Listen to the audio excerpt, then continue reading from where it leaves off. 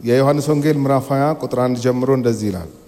ከሳምንቱም በፊተኛው ቀን መግደላዊት ማርያም ገና ጨለማ ሳለ ማለዳ ወደ መቃብር መጣች። ድንጋዩም ከመቃብሩ ተፈንቅሎ አየች።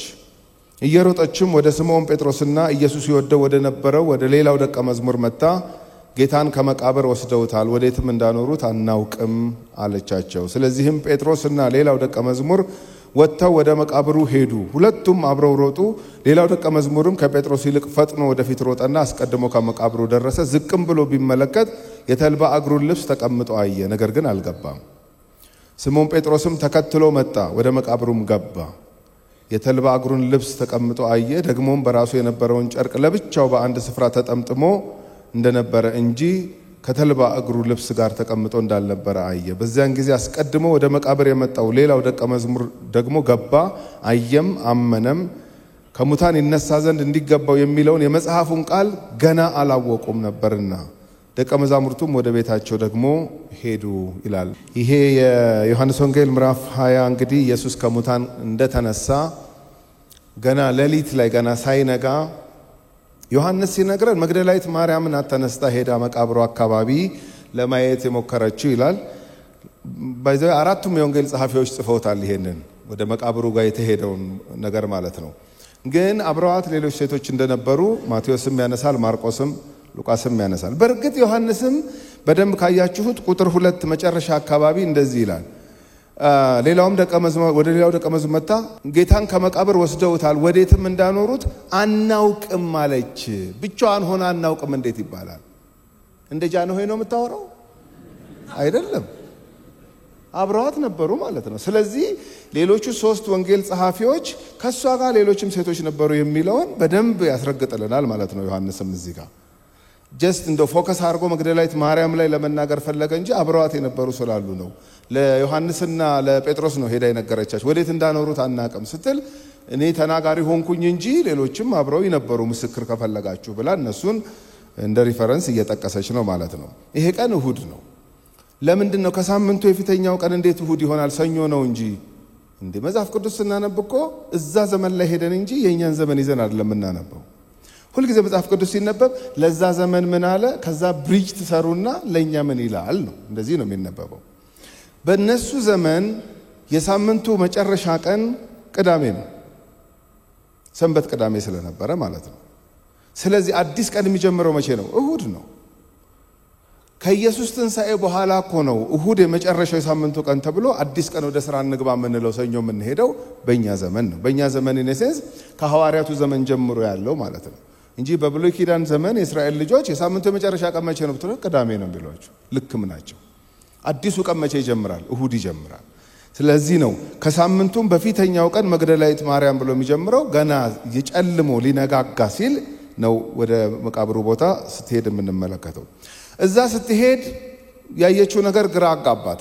ልብ አድርጎ ይነሳል ብላ አስብ አይደለም። ይነሳል የትኛውም ደቀ መዝሙር አእምሮ ውስጥ የለም።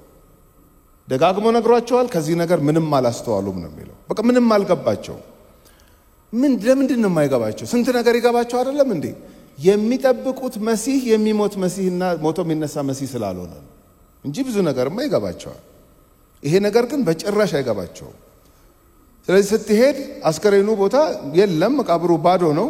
ሁሉ ነገር ተስተካክሎ ነው የተቀመጠው። የተከፈነበት ጨርቅ የተጠመጠመው እዚህ ላይ በትክክል ተቀምጧል፣ ግን አስከሬኑ የለም። ስለዚህ ሮጣ ለዮሐንስና ለጴጥሮስ ነገረቻቸው። ሁለቱም እየሮጡ መጡ።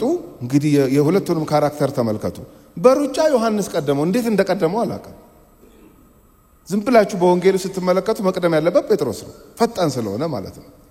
እንግዲህ ወይ ዛንገን እግሩን አሞታል የሆነ ነገር ሆኗል አይደል ነው። ግን ዮሐንስ ቀደመው። ግን ምን ዋጋ አለው ቢቀድም? አልገባም። የገባው ጴጥሮስ። ታያላችሁ ካራክተራቸውን በቃ በደንብ አድርጎ እኮ ነው የሚያስቀምጥ። ደግሞ የዚህ ወንጌል ጸሐፊ ማን ነው? የጴጥሮስ ቤስት ፍሬንድ ዮሐንስ ነው። ዮሐንስ ለምንድን ነው ይሄንን የሚጽፈው? መጨረሻ አካባቢ እንዲህ ነው የተርበደበድ ነው። በቃ ሌላ እኮ እንዴት አድርጋችሁ ልታነቡ ትችላላችሁ? አሁን ይሄን ጸሐፊው ራሱ እኮ ነው ታሪክ ውስጥ ያለው። እንዲህ ነው የተናወጥ ነው፣ እንዲህ ነው ግራ የተጋባ ነው። ታዲያ እኛ የፈለገ ብንናወጥና ግራ ብንጋባ ግን ጌታችን ግን በእውነት ጌታ ነው እኮ መልእክቱ። እንዲህ ነው ሃንድል ያደረገን፣ እንዲህ ነው ትሪት ያደረገን። በህይወት እንዲህ አይነት ቀን ሊገጥማችሁ ይችላል። ስለዚህ የሮጡ መጡ። ቀድሞ ግን ጴጥሮስ ገባ። ቁጥር 5 ብትመለከቱ ዝቅም ብሎ ቢመለከት የተልባ እግሩን ልብስ ተቀምጦ አየ፣ ነገር ግን አልገባም። ማን? ዮሐንስ። ስምዖን ጴጥሮስም ተከትሎት መጣ፣ ወደ መቃብሩም ገባ። ስምዖን ጴጥሮስ ነው። ለመቆም ነው እንዴ ሮጥከው? ግባ እንጂ። አይ እስቲ ቆይ ዝም ብሎ ይገባል እንዴ መቃብር ውስጥ? ግባ እንጂ እኔ ምናምን ሲል እኔ እገባለሁ አለ። ፐርሰናሊቲው ነው። እገባለሁ አለ። ገባ። የተልባ እግሩን ልብስ ተጠምጥሞ አየ። ደግሞም በራሱ የነበረውን ጨርቅ ለብቻው በአንድ ስፍራ ተጠምጥሞ እንደነበረ እንጂ ከተልባ እግሩ ጋር ተቀምጦ እንዳልነበረ አየ። ምንድነው አሁን ይሄ? አሁን ምን ይጠቅማል? ሌባ አይደለም አስከሬኑን የሰረቀው ነው። ሌባ ዝርክርክ ነው። ሌባ እንደዚህ ጨርቅ ምናምን አስተካክሎ ጎትቶ እንደውም መንገድ ለመንገድ ሁሉ ግማሹን ጨርቅ መንገድ ላይ ሁሉ ልታገኙት ትችላላችሁ። አሁን ካሁን ተያዝኩ ብሎ ማለት ነው። ይሄ ነገር ሌባ እንዳልሆነ ነው የሚያሳየው። ፕሮፐርሊ ተቀምጧል። የተገነዘበት ጨርቅ ምናምን በትክክል ተቀምጧል። እንዴት ነው ሰው ከዛው ሹልክ ብሎ ሊወጣ የሚችለው? እንዲኮ በትክክል ነው የተቀመጠው። ሚራክል፣ ትንሣኤ ሚራክል ነው። ክብር ለእግዚአብሔር ይሁን። ተአምር ስለሆነ ነው ማለት ነው። ከዛ በኋላ እንደገና መጣና ዮሐንስም አየ። ቁጥር 8 ወደ መቃብር የመጣው ሌላው ደቀ መዝሙር ደግሞ ገባ፣ አየም፣ አመነም። ምኑን? ትንሣኤውን አይደለም። በደንብ ስሙኝ። አስከሬኑ አለመኖሩን ነው። አሁን እኛ ደስ የሚለን አሁን እንደዚህ ገባ፣ እሺ፣ አየ፣ እሺ፣ አመነ፣ አሜን። የምን አሜን? ትንሣኤውን አይደለም። አስከሬኑ ውስጥ አለመኖሩን ብቻ ነው ያረጋገጠው። ትንሣኤውን እንዳልሆነ በምን አወቅ? ይኸው ራሱ ዮሐንስ እኮ ነው የሚነግረን። ቁጥር 9 ገባ፣ አየም፣ አመነም ብሎ ከሙታን ይነሳን ዘንድ እንዲገባው የሚለውን የመጽሐፉን ቃል ገና አላወቁም ነበርና።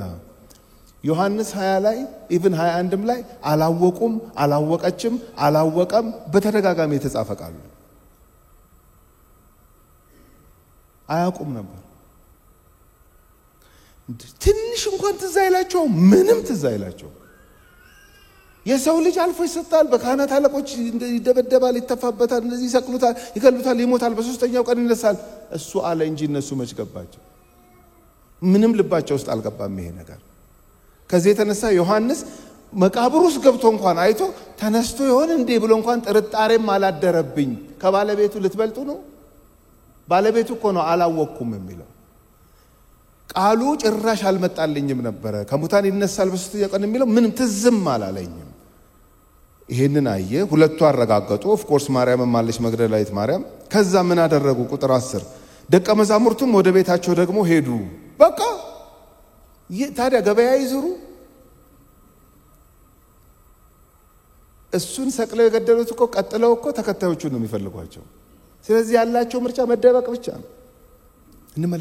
እንመለስ ተባባሉ ሁለቱ። እኔ ትንሽም ታዝቢያቸዋለሁ ጴጥሮስና ዮሐንስን። ለምን ሴቷን አውላላ ሜዳ ላይ ትተዋት ይሄዳሉ? እንሂድ እንኳን አይሏትም። ቢሏት ኖሮ ዮሐንስ ይጠቆመን ነበረ።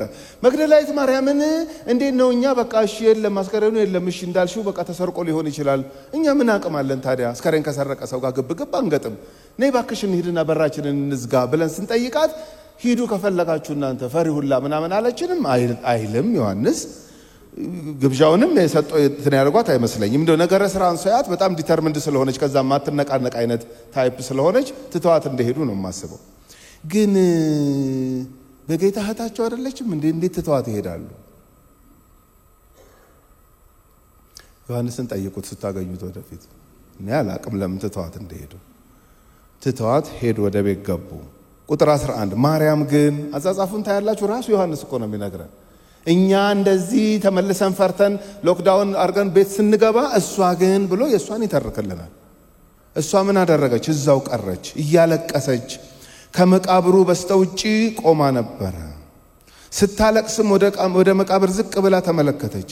ሁለት ደሞ አላስችል ብሏት እኮ ነው ተመልሳ እኮ ነው እንደገና ሄዳ ቼክ የምታደርገው። አይኔ ነው ወይስ እውነት እንትኑ ነው ምናምን እያለች እንደገና ቼክ ስታደርግ ሁለት መላእክት ነጭ ልብስ ለብሰው ኢየሱስ ሥጋ ተኝቶበት በነበረው አንዱ በራስጌ ሌላውን በግርጌ ተቀምጦ አየች። እነርሱም አንቺ ሴት ስለምን ታለቅሻለሽ? ዮሐንስ ወንጌል ላይ አንቺ ሴት በትንሹ 5 ጊዜ አለ። የመጀመሪያው ምዕራፍ 2 ላይ ኢየሱስ ለእናቱ የተጠቀመው ቃል ነው። አንዳንድ ሰዎች እናደዳሉ አሁን ይሄን ሲያነቡ እናቱን እንዴት አንቺ ሴት ይላታል? አንቺ ሴት በዛ ዘመንና አንቺ ሴት በዚህ ዘመን ብላችሁ አንብቡ ፕሊዝ።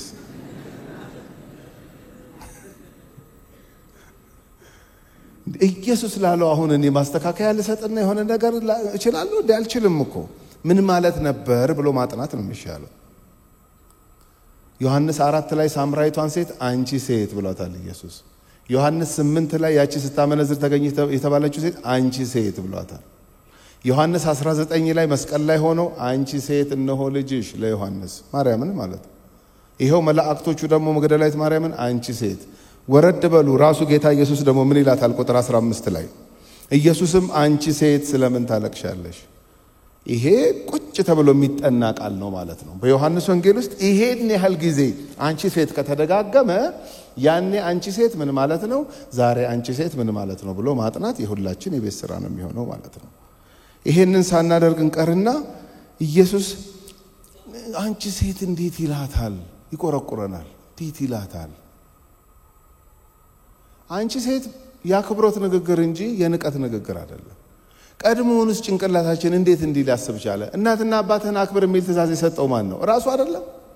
ራሱ እናትና አባትህን አክብሮኝ ብሎ ሲያበቃ አክብር ብሎኝ አስተምሮኝ ሲያበቃ እናቱን የማያከብርበት ምክንያት እንዴት ሊያስብ ቻለ ጭንቅላታችን? ሊሆን አይችልም ማለት ነው። በሁሉም በነገርኳችሁ ክፍሎች ላይ ሁሉ ከአክብሮት ውጪ ምንም የንቀት ንግግር አይደለም ይሄ። ታዲያ ለምንድን ነው የሚቆረቁረን? አንቺ ሴት ዛሬ ኔጌቲቭ እንትን ስላለው ነው።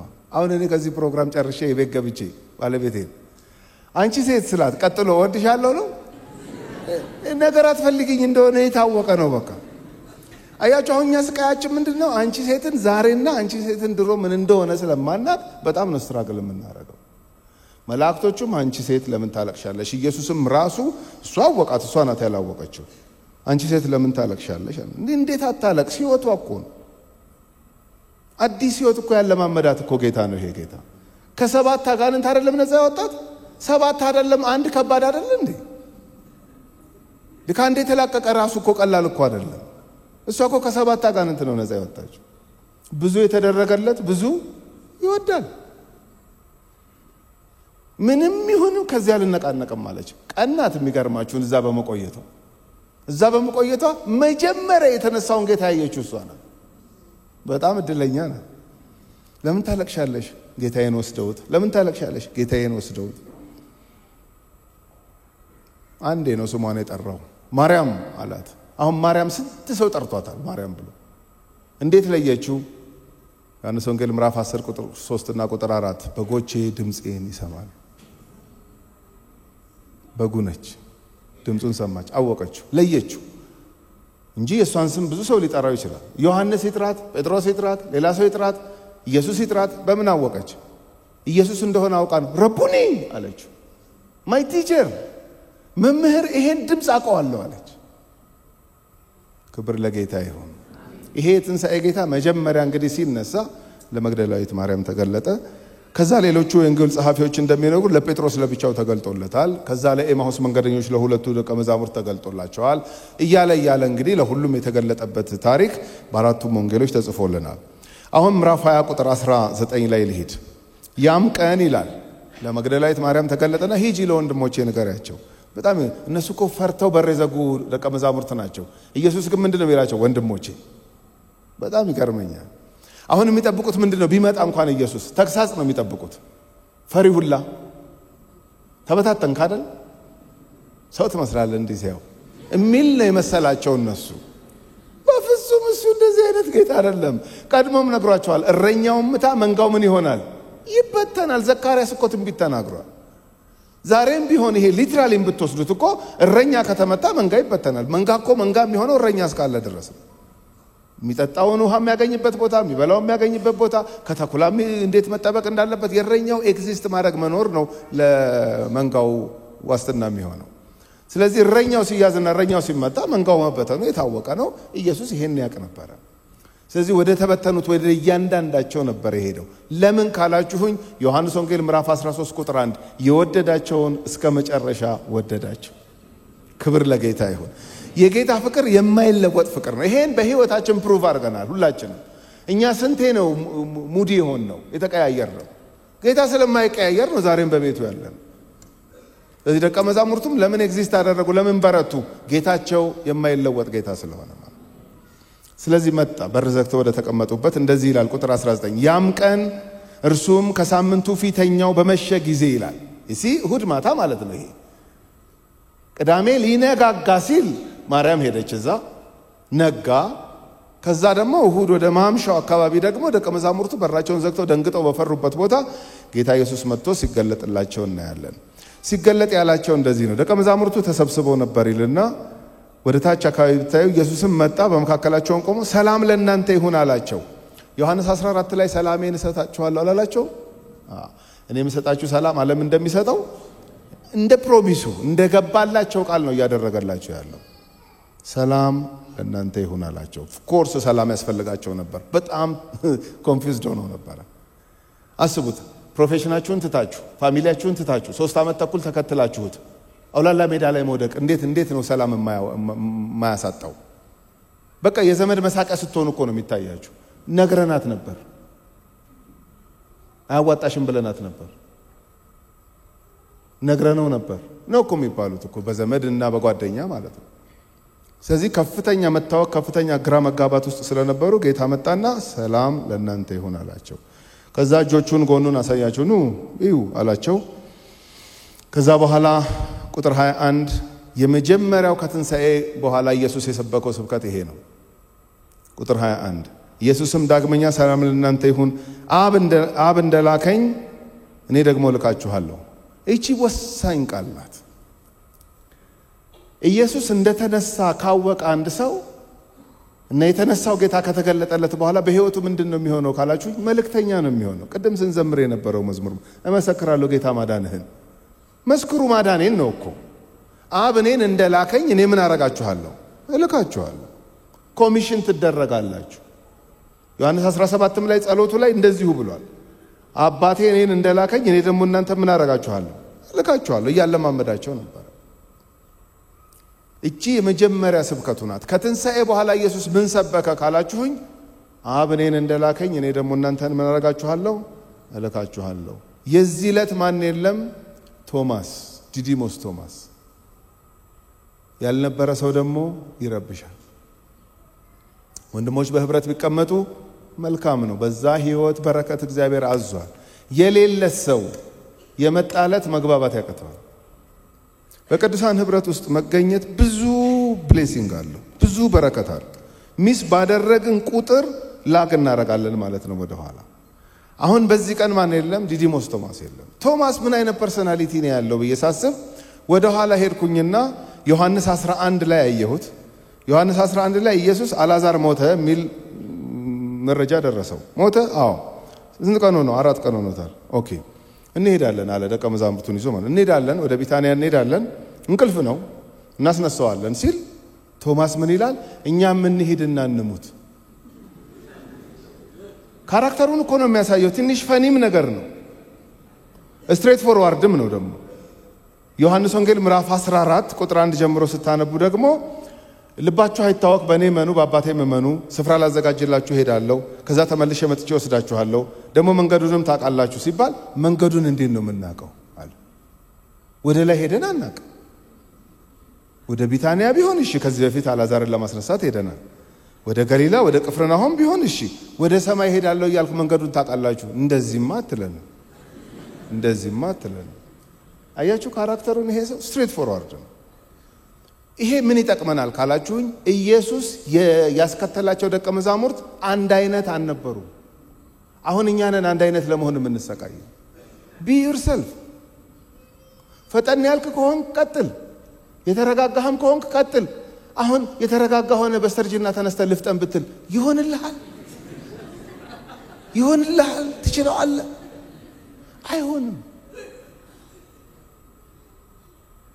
ራስን መሆን ነው በቃ። በጌታ ቤት በጌታ ፊት ራስን መሆን ነው በቃ። አሁን ቶማስ እንደዚህ አይነት ፐርሰናሊቲ ነው ያለው። ከዛስ የዛን ዕለት የትንሣኤ ዕለት የት እንደሄደ አይታወቅም። እንደው ከሄደስ ከነ ማርያም ጋር አይሄድም? ከነ መግደላዊት ማርያም ጋር እዛ መቃብሩ አካባቢ አንጃብብም? የት ሄዶ ነው? አይ ዶንት ኖ። ወይ እንግዲህ ፓስቲ ለምዶ ይሆናል ወይ የሆነ ነገር ለምዶ አታውቁትም። ጎረምሶች ናቸው በነገራችን ላይ በጣም እንደው የሆኑ ትልልቅ ሰው አድርጋችሁ እንዳታስቡ። 18 19 20 ምናምን ናቸው። የኛ አይነት ሁሉ አይመስሉንም አይደል? አንዳንዴ ስናነብ መጽሐፍ ቅዱስ የኛ አይነት ናቸው። እንደኛ የሚደክሙ እንደኛ ኮንፊውዝድ የሚሆኑ እንደኛ ኤክሳይትድ የሚሆኑ እንደኛ ዳውን የሚሆኑ እንደዚህ ናቸው። በቃ ደቀ መዛሙርቱ ራሳቸው እኮ ነው የጻፉልን እኮ። አሁን እኮ ዮሐንስ ነው እኮ ይሄንን የሚነግረን። ጓደኛችን ዲዲሞስ ቶማስ የትንሣኤ ዕለት የለም። እሺ ስላልነበረ ምን ገጠመው? ቁጥር 24 ነገር ግን ከ12ቱ አንዱ ዲዲሞስ የሚሉት ቶማስ ኢየሱስ በመጣ ጊዜ ከነርሱ ጋር አልነበረም። የት እንደሄደ አልነገረንም ዮሐንስም። ለዚህ ነው እኔንም ለግምት የዳረገኝ ዮሐንስ። የት ሄዶ ይሆን ዝም ብዬ እንድገምት እንዳስብ ማለት ነው። ሌሎቹም ደቀ መዛሙርት ጌታን አይተነዋል አሉት። አያችሁ ምስክርነት ጀመሩ ማለት ነው። ይገርማል እያሉ ይመሰክሩ። ተነሳኮ መጣኮ ገባኮ ውስጥ እኮ ሰላም ለእናንተ ይሁን አለን እኮ እዩ አለን እኮ የተወጋውን ጎኑን እጁን ምናምን አየን ሲሉት እሱ ግን የችንካሩን ምልክት በእጆቹ ካላየው ጣቴንም በችንካሩ ምልክት ካላገባው እጄንም በጎኑ ካላገባው አላምንም አላቸው። አለቀ ደቀቀ። አንቺ ስላልሽ ነው ይላታል መግደላዊት ማርያም። አንተ በእናትህ አንተ የዞርክ እንደሆነ ታዲያ ምናምን እንኳን ዞርኩኝ በቃ አልነበርኩም ጉዳይ ነበረኝ አልነበርኩም በቃ ምንድነው ሰው ማስጨነቅ? እንደዚህ ነው የተባባሉት። ተመልከቱ። አላምንም አለ። እንደውም እንትን ሁሉ ዝርዝር ሁሉ አቅርበው እንደውም መማምነው አለ። አደከሙት መሰለኝ። እንደውም መማምነው እጄን ችንጣቴን ከትቼ እጄን ደሞ እንዳለ ጎኑስ ከትቼ በቃ እንደዚህ ነው ማምነው። ይሄን ደሞ ከየት ሊያመጡለት ይችላሉ? ተመልሶ ይሄ ጌታ ካልተገለጠ በስተቀር ጭንቅ ነው። አንተ ድሮም እያሉት ዞር ያሉ ይመስለኛል። በቃ ያኔም አላዛር ልናስነሳ ስንል እኛም ሄደን እንሙት እያልክ ምናምን ይሆነ ይሄ ምቅኔ ትናገራለህ አንተ እነሱ ያው የራሳቸውን ስም ሊሰጡት ይችላሉ። ቁጥር 27 26 ከ8 ቀን በኋላም እሁድ ራሱ ተቆጥሮ ማለት ነው። እሁድ የመጀመሪያ ቀን አይደለም የሚሆነው? እሁድ ሰኞ ማክሰኞ ብላችሁ እሁድ ላይ ስትመጡ 8 ነው የሚሆነው። ዳግማ ትንሣኤ ይሄ ነው ይወላችሁ። ድጋሚ ተነስቷል? ድጋሚ አልተነሳም። እሱ አንዴ ነው የተነሳው። ታዲያ ለምንድን ነው ዳግማ ትንሣኤ የሚባለው? በሳምንቱም እንደገና በ8ኛው ቀን እንደገና ለቶማስ ሲል ይላል። አንድ ሰው ተጠራጠረ ተብሎ ቶማስ እኮ አንድ ሰው ብቻ አይደለም። በቶማስ እኮ ወንጌል ወደ የትኛው ዓለም እንደሚሄድ ጌታ ነው የሚያውቀው። ዛሬ እኮ መጠራጠሩን አትመልከቱ። ዛሬ እኮ እጄን ካልከተትኩ ምናምን ማለቱን አትመልከቱ። ይሄ ሰውዬ እኮ እግዚአብሔር መንፈስ ሲወርድበት እኮ እሳት ነው እኮ የሚሆነው። የቤተክርስቲያን ታሪክ ይሄ ሰው ወንጌል ወደ ህንድ ምናምን ይዞ እንደሄደ ነው የሚናገረው ቶማስ። ስለዚህ ኢየሱስ በዳግማ ትንሣኤ ወይንም በሳምንቱ ለቶማስ ሊገለጽ ሲመጣ ህንድን ነው የሚያየው ማለት ነው። ጌታ ዛሬኛ ላይ ኢንቨስት የሚያደርገው ዛሬን አይቶ አይደለም፣ ነገን አይቶ ነው። ነገ ባንቺ ወንጌልን የት እንደሚያደርስ እሱ ነው የሚያውቀው፣ ባለቤቱ ነው የሚያውቀው። አሁን ለደቀ መዛሙርቱ ምን አንድ ሰው ተጠራጠረና ምናምን፣ ኧረ አንድ ሰው አይደለም ሰውየው ኔሽን ነው። አብ እኔን እንደላከኝ እናንተን ምን አደርጋችኋለሁ? እልካችኋለሁ። የትንሣኤው እኮ ትልቁ ፐርፐዝ እኮ ስለ ሰው ልጆች ኃጢአት የሞተውን ከዛ ከሙታን የተነሳውን ኢየሱስን አይ ዊትነስ ከሆኑ በአይናቸው ያዩት ከሆኑ እኮ ቦልድ ሆነው እኮ በመንፈስ ቅዱስ ተሞልተው ስለሚመሰክሩ እኮ ወንጌሉን ለዓለም ስለሚያዳርሱት ነው። እንዲህ አንድ ሰው ሳልቬሽን ብቻ እንዳይመስላችሁ። እንደ ቶማስማ በቃ የኛና ይዳን ኖ ከዛ ያለፈ ፐርፐዝ ነው ያለው ጌታቸው። ስለዚህ እንደዚህ ካልሆነ አላምንም አለ። ኢየሱስ መጣ። ቁጥር 26 ከ8 ቀን በኋላም ደቀ መዛሙርቱ ደግሞ በውስጥ ነበሩ፣ ቶማስም ከነርሱ ጋር ነበረ። እንኳን ነበረ ጎሽ በቃ ጥሩ ነው። እንደ አንዱ ቢያመልጠው አንደኛው ላይ እንኳን ተገኝቷል ነበረ። ደጆች ተዘግተው ሳሉ ኢየሱስ መጣ፣ በመካከላቸውም ቆሞ ሰላም ለእናንተ ይሁን አላቸው። ምናልባት እነ ማርያምን ውሸታም እንዳያስበላቸው ደገመው ኢየሱስ። ሰላም ለእናንተ ይሁን አለን እኮ ታውከን እያለን እኮ በሰላም እኮ አንበሸበሸን፣ ቤቱን እኮ በሰላም ሞላው ምናምን ብለውት ሊሆን ይችላል። ደገመው ኢየሱስ መጣና አሁንም እንደገና ሰላም ለእናንተ ይሁን። ምክንያቱም በዛች ሳምንት ውስጥ ሌላ ኮንፊዥን ገጥሟቸው ሊሆን ይችላል። ታዲያ ከተነሳ በየቀኑ አብሮን አይሆንም እንዴ? በፊት እኮ አብሮን ነበር የሚሆነው። እንዴት ነው ይሄ ነገር የሚልም ዳውት ውስጣቸው ሊኖር ስለሚችል ድጋሚ እንደገና መጣና ሰላም ለእናንተ ይሁን አላቸው። ከዚያም በኋላ ቶማስን፣ ምክንያቱም አድሬስ ማድረግ የፈለገው ይሄን ሰውዬ ነው፣ ይሄን ጎረምሳ ነው። ቀጥታ ቶማስ ጋር መጣ። ምናልባት አሁን እነ ማርያም ሌሎቹ እነ ዮሐንስም አለቀለት ቀጠቀጠው በቃ ጨፈጨፈው ብለው እየጠበቁ ነው። የትንሣኤው ጌታ ነው ሊጨፈጭፍህ የሚገለጥልህ። ለምን? በሌላ ማንነት የሚመጣበት ጊዜ እኮ አለው ይሄ ጌታ ታውቃላችሁ። ሊፈርድ የሚመጣበት ጊዜ አለ እኮ ይሄ ጌታ። እሱ ሰዓት ግን ገና ነው። በቃ ተዋረደ ካልነካው ምናምን ያላትን ነገር እስቲ እንዴት አድርጎ እንትን እንደሚልለት ብለን ስንጠብቅ ስፔሲፊካሊ ቶማስ እንደተናገረው አይደረግለትም። ቶማስ አለው፣ አቤት። ጣትህን ወደዚህ አምጣና ክው ነው የሚሉት አሁን እነ ዮሐንስ። መገለጥ አለው ማለት ነው። ጣቴን ካላስገባው እጄን ካላስገባው ያለውን አልነበረ ከኛ ጋር አልሰማ። እንዴት ነው ነገሩ? ጣትህን ወደዚህ አምጣና እጆቼን እይ፣ እጅህንም አምጣና በጎኔ አግባው፣ ያመንህ እንጂ ያላመንክ አትሁን አለው። ክብር ለጌታ ይሁን። የኢየሱስ ትልቁ ደስታው ሰው ሲያምን እንጂ ሳያምን አይደለም፣ ወይም ሲጠራጠር አይደለም። ዛሬም ቢሆን ማለት ነው። በቃ የጌታ ትልቁ ደስታ አሁን እኛ ይሄንን ወንጌል እንደዚህ ስንሰብክ የጌታ ደስታ ምንድን ነው? ያላመነ ካለ እጁን እንዲሰጥ እንዲያምን ነው። እኔ አሁን በዚህ ቀን የመጣሁት አለው ለቶማስ ያመንክ እንድትሆን። እኔ ደስ የሚለኝ ሰው ሲያምን፣ ሰው በመጠራጠር ሰው ባለማመን መጨረሻው ሲበላሽበት ማየት አልፈልግም። ያመንክ እንጂ ያላመንክ አትሁን አለው። ቶማስም ጌታዬ አምላኬም ብሎ መለሰለት። ኢየሱስም ስላየኸኝ አምነሃል፣ ሳያዩ የሚያምኑ ብፁዓን ናቸው አለው። እድሜ ለቶማስ። እኛም ብጽዕና አገኘን። ሳናይ ነው ያመንነው። በወንጌል ስብከት ነው አይደል ያመንነው። እኛ እምነት ከምንድን ነው? ከመስማት ነው። እኛ እኮ እምነት ከመስማት ነው፣ መስማትም በእግዚአብሔር ቃል ነው በሚለው ፓዝ ውስጥ አልፈን ነው እንጂ እኮ ወደዚህ እምነት የመጣ ነው። በአይኔ በብረቱ አይቻለሁ የሚል እድሜያችንም አይፈቅድልንም። ኢየሱስ በአይኔ በብረቱ ሲሰቀል አይቻለሁ ለማለት ማለት ነው። አንተ ስላየህ አመንክ፣ ስለነካህ አመንክ። ጣትህን አምጣና አስገባ፣ ይኸው ጎኔን እጄን ንካ ስላልኩ ነው አይደለ? አዎ። ከዚህ ያለፈ አንድ ነገር ግን እነግርሃለሁ አለ። ምን? ሳያዩ የሚያምኑ ብፁዓን ናቸው። ለአንዳንድ ሰው አሁን ይመጣና አንተ እንዴት ልታምን ትችላለህ? ሲሰቀል አይተሃል ምናምን ነው። ሲሰቀል ማየት የለብኝም በኢየሱስ ለማመን። እምነት ከመስማት ነው፣ መስማትም በእግዚአብሔር ቃል። በእግዚአብሔር ቃል ውስጥ የሆነ መልእክት ሰማው፣ ከዛ ሪስፖንድ አደረኩኝ፣ ለማመን ቻልኩኝ። ይሄ በቂ ነው ለማመን እንጂ በአይኔ በብረቱ ብለን ማስገደድ የለብንም ማለት ነው። ስለዚህ በዳግማ ትንሣኤ ወይንም በሳምንቱ ለደቀ መዛሙርቱ እንደዚህ ነበር የተገለጠላቸው። ከዛ ቁጥር 30 እና 31 ላይ ኢየሱስ በዚህ መጽሐፍ ያልተጻፈ ሌላ ብዙ ምልክት በደቀ መዛሙርቱ ፊት አደረገ። ነገር ግን ኢየሱስ እርሱ ክርስቶስ የእግዚአብሔር ልጅ እንደሆነ ታምኑ ዘንድ አምናችሁም በስሙ ሕይወት ይሆንላችሁ ዘንድ ይህ ተጽፏል። የዮሐንስ ወንጌል ያበቃ ሁሉ ይመስላል። የሚገርማችሁ ምዕራፍ 21 ለምን አስፈለገ ሁሉ የሚያስብል ነው። ኮንክሉዥን ነው ይሄ። እንዴት ኮንክሉዥን ነው ትላለ? እንዴ ይሁታ ቁጥር 30 ኢየሱስም በዚህ መጽሐፍ ያልተጻፈ ሌላ ብዙ ምልክት በደቀ መዛሙርቱ ፊት አደረገ። ኮንክሉድ እያደረገ እኮ ነው።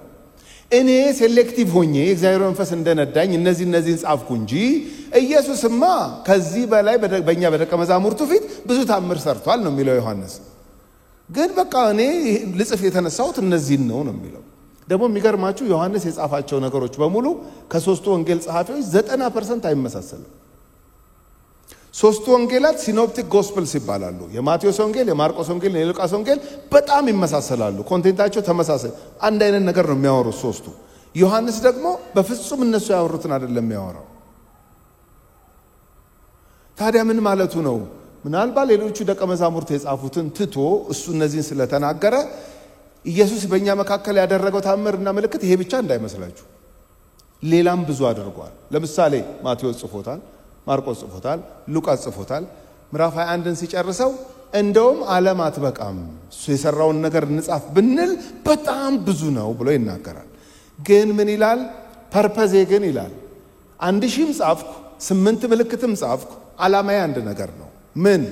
ቁጥር 31 የዮሐንስ ወንጌል ፐርፐዝ ቁጥር 31 ላይ ተቀምጧል። ኢየሱስ እርሱ ክርስቶስ የእግዚአብሔር ልጅ እንደሆነ ታምኑ ዘንድ ለማመን 100,000 መጻፍ የለበትም። ለማመን ዮሐንስ የጻፈው ይበቃል፣ ማርቆስ የጻፈው ይበቃል፣ ማቴዎስ የጻፈው ይበቃል፣ ሉቃስ የጻፈው ይበቃል። ለማመን ለፈለገ ሰው ግን 100,000 ምልክት ኢየሱስ አረገ ብትሉት ኦሬዲ ልቡን ዘግቶታልና ለማመን ይቸገራል። ዓላማዬ ይሄ ነው።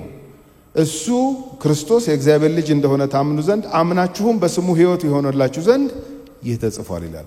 እቺ ቃል አንዳንዶች ኢየሱስ ያላደረገውን አደረገ ተብሎ ለመጻፍ ቀዳዳ የከፈተች ቴክስት ቁጥር ናትች። ግን በጣም ጥንቃቄ ይጠይቃል። ይሄ ከኛ ሀገር ኮንቴክስት ጋር በተያያዘ ትንሽ ማንሳት ስላለብኝ ነው ይሄንን ማነሳው። ዮሐንስ ወንጌል ምዕራፍ 2 ላይ በሰርግ ቤት ተገኝቶ ኢየሱስ እናቱ ማርያም ነበረች፣ ውሃ ወደ ወይን ጠጅ ቀየረና ይሄ የኢየሱስ የተአምራት የመጀመሪያው ነው ይላል። ሌሎች የተጻፉ ጽሑፎችን ብትመለከቱ ግን እናቱ ጀርባ ላይ ሆኖ ታምር ይሰራ ነበር ይሏቸዋል። የቱን እንመን? ዮሐንስ የተአምር መጀመሪያ ይሄ ነው ሰርግ ቤት ነው ብሎ እየነገረኝ 3 ዓመቱም ላይ ታምር ሰርቷል የሚለውን ልቀበል? አረ አይደለም ስትሉ ይሄው ዮሐንስ ራሱ እኮ ተናገረ። ምን ብሎ ተናገረ? በዚህ መጽሐፍ ያልተጻፈ ሌላ ብዙ ምልክት በደቀ መዛሙርቱ ፊት አደረገ ይላል። አያችሁ እንዴት ቀዳዳ እንደምትከፍት። እሺ ዞሮ እናቱ ጀርባም ላይ ሆኖ ታምር ሰራ፣ ሰርግ ቤትም ታምር ሰራ፣ ከዛም በኋላ ታምር ሰራ። ታምንበታለህ ሆይ ነው ዋና። የዘላለም ሕይወት የሚሰጠው እሱ ብቻ እንደሆነ ታምናለህ? እሱ ብቻ አይደለም። ታዲያ ማን ነው? እንትንም አለ፣ እንትንም ጨምረህ፣ እንትንም አድርገህ ይሏቸዋል። እኔ ሌላ ምንም አይደለም። ከእንደዚህ አይነት ኮንፊውዥን እግዚአብሔር ይጠብቃል። ፐርፐዙን ቁጭ አድርጎ አስቀምጧል። እዚህ በሱ አምነህ ሕይወት እንዲሆንልህ ነው ይሄንን የጻፍኩት ብሎ ድምድም አድርጎ አስቀምጦታል። ታዲያ ዮሐንስ 20 የጨረሰ ከመሰለ 21 ለምን ያስፈልጋል? 21 የሚያስፈልግበት ዋና ምክንያት ኢየሱስና ጴጥሮስ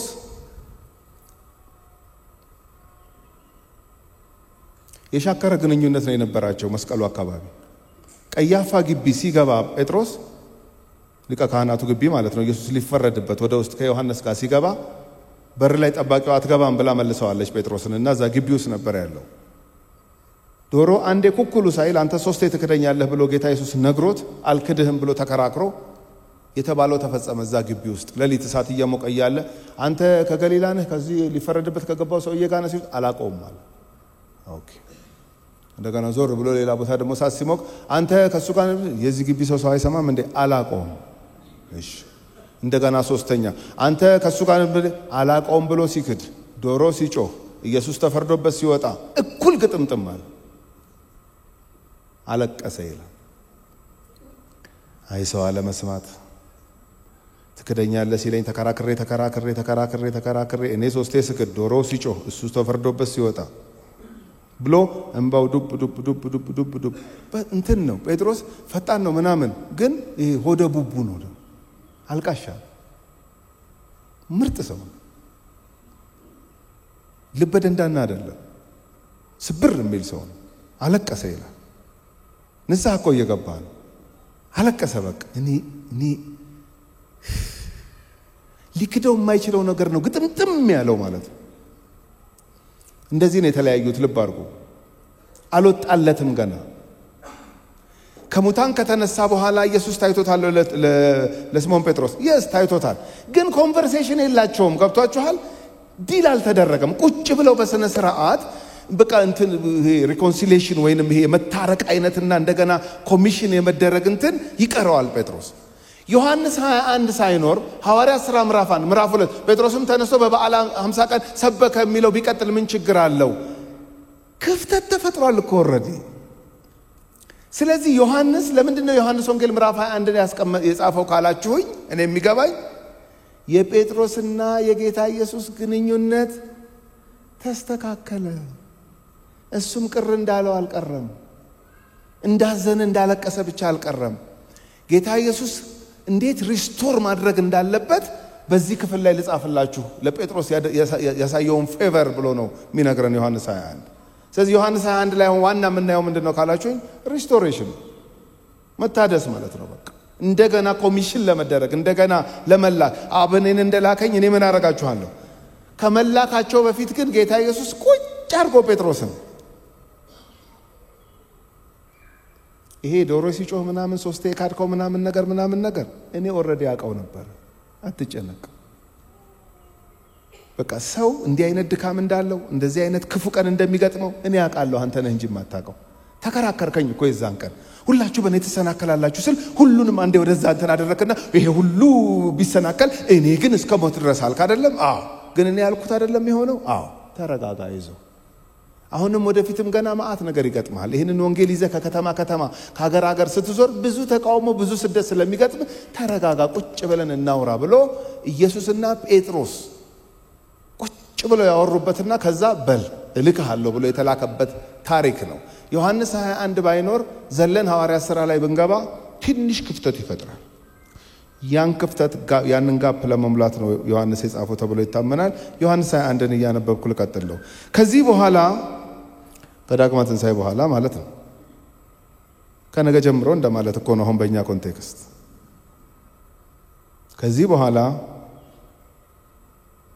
ኢየሱስ በጥብርያዶስ ባህር አጠገብ ለደቀ መዛሙርቱ እንደገና ተገለጠላቸው ለሶስተኛ ጊዜ ማለት ነው በትንሣኤ ቀን በዳግማ ትንሣኤ እንደገና ደግሞ ጥብርያዶስ ለሶስተኛ ጊዜ ማለት ነው ለምንድን ነው ይሄ የሚያስፈልገው እንዴ በጣም ከፍተኛ ጥርጣሬ ውስጥ ይገባሉ እነዚህ ደቀ መዛሙርት አንዴ ይመጣል ይታያቸዋል ሰላም ለእናንተ ይሁን ይላቸዋል እሺ ምናምን ይላሉ ደሞ ይሄዳል ደሞ እንደገና ይመጣል ሰላም ለእናንተ ይሁን ደሞ ይሄዳል ይሄ እኮ ከባድ ኮንፊውዥን ነው እኮ የሚፈጥረው ጴጥሮስ ደግሞ በተፈጥሮ ፓሲቭ አይደለም ታውቃላችሁ አክቲቭ ነው ሁሉን ነገር በንቃት የሚከታተል ሰው ስለዚህ ምን አደረገ ከሌሎቹ ደቀ መዛሙርቱ ጋር ነው ስማቸው ተዘርዝሯል እዚህ ጋር ላንብብላችሁ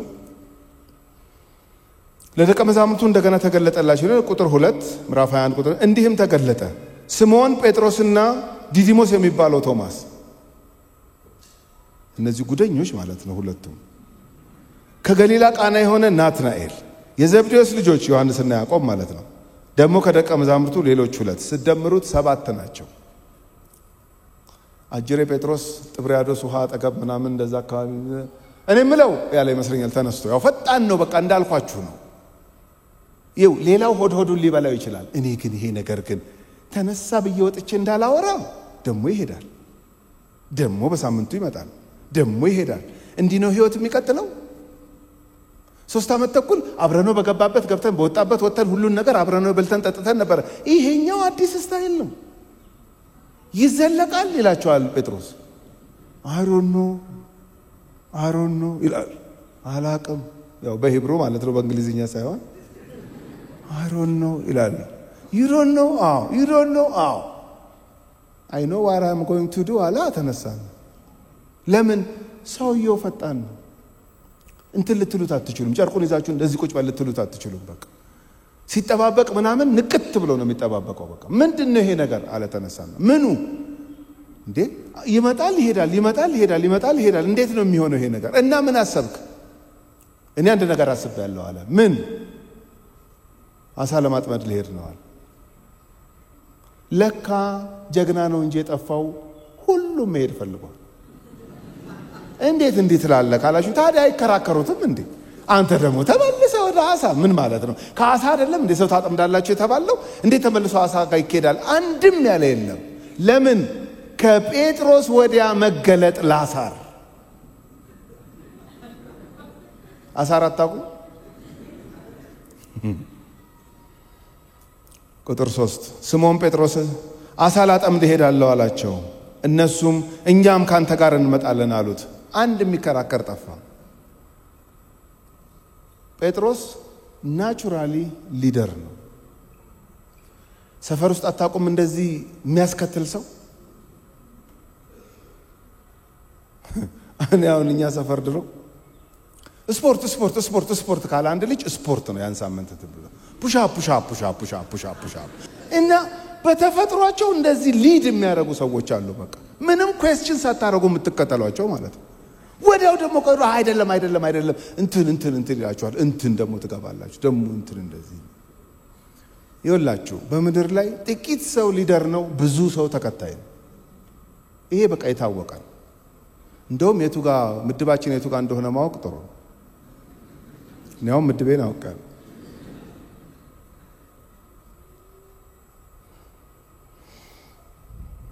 እኛም ካንተ ጋር እንመጣለን አሉት። ወጥተውም ወደ ታንኳይቱ ገቡ። በዚያችም ሌሊት ምንም አላጠመዱም። ለምን? የዓሣ ማጥመድ ሙያ የላቸውም? በደንብ አላቸው። ሰዓቱ አይመችም? ሌሊት ነው፣ በጣም ይመቻል። ምንድነው የተፈጠረው ታዲያ? ያለኔ ምንም ልታደርጉ አትችሉም የተባሉ ሰዎች ናቸው ለካስ እነዚህ ሰዎች። ዮሐንስ ወንጌል ምዕራፍ 15 ላይ አንዲት ነገር ያለኔ ማድረግ አትችሉም መሰላቸው። ሙያው በእጃችን፣ መረቡ በእጃችን፣ እንዲህ ምሽት ላይ ምናምን በቃ እንደ ዓሣ በዓሣ ሲሉ አንድም ዓሣ አላጠመዱም ይላል። የሚገርመኝ ነገር ባህር ቀይሮ አይደለም ያላቸው ጌታም ሲመጣ።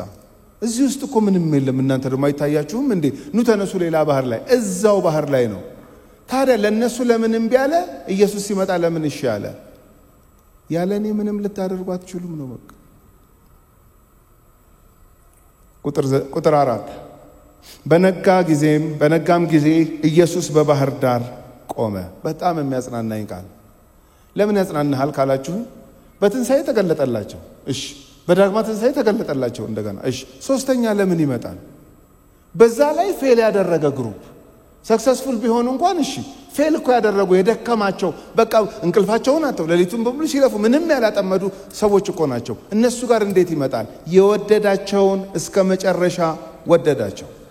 አሁን ሰው የቀናለት አንተ እኮ ድሮም እኮ አያያዝህ ይለናል። የተበላሸብለትስ ድሮም አላማርከኝም። አረ ድሮ አምረኸኛል ብለህ ነበር ብለህ ትከራከረዋለህ።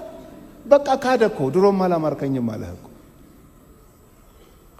ድሮም የምታምሪው አሁንም የምታምሪው ለጌታ ኢየሱስ ብቻ።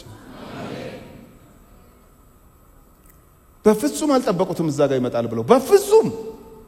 በፍጹም መጣ ጌታ ኢየሱስ እዛ ጋር። ለምን? 3 ዓመት ተኩል ኢንቨስት ያደረገባቸው አብ እሱን እንደላከው እሱም የሚልካቸው ሰዎች ናቸው።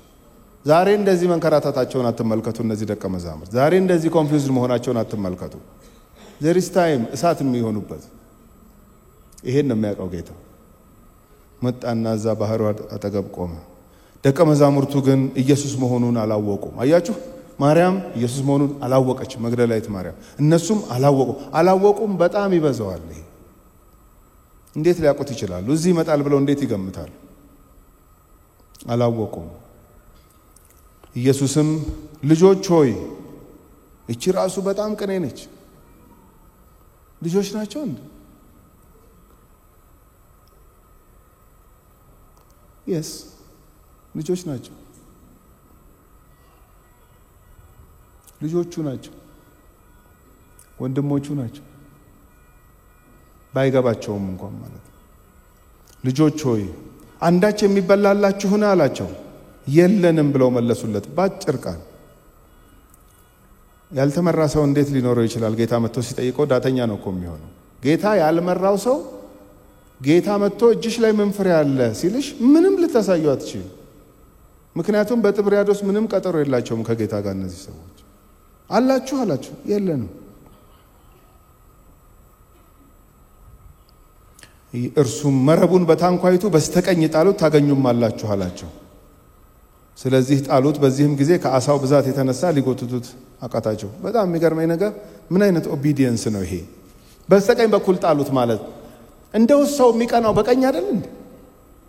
አንድ ነገር ልታረጉ ስትሉ እኮ ግራኝ ካልሆናችሁ በስተቀር የመጀመሪያ ሙከራ እንደውም ወደ ቀኝ ነው የምትሞክሩት።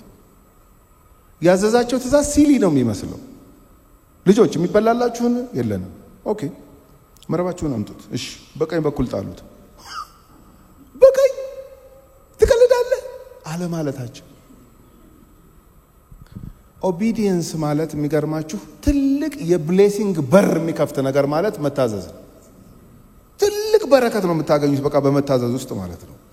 በቀኝ በኩል በቀኝ በኩል እንደውም በብዛት ሌሊቱን በቀኝ ነው የጣልነው፣ ግን ኦኬ እስቲ እንጣል ብለው በቀኝ በኩል ጣሉት። መጎተት እስኪያቅታቸው ድረስ ብዙ ዓሣ አገኙ። ቁጥር 7 ኢየሱስ ይወደው የነበረውም ደቀ መዝሙር ዮሐንስ ማለት ነው የዚህ ወንጌል ጸሐፊ።